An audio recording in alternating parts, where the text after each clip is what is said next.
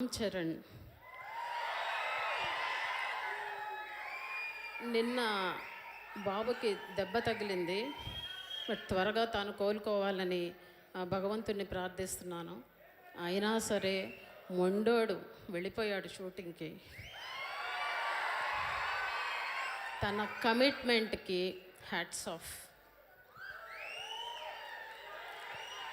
అలాగే Charan, many many happy returns of the day నానా. ఈ సంవత్సరం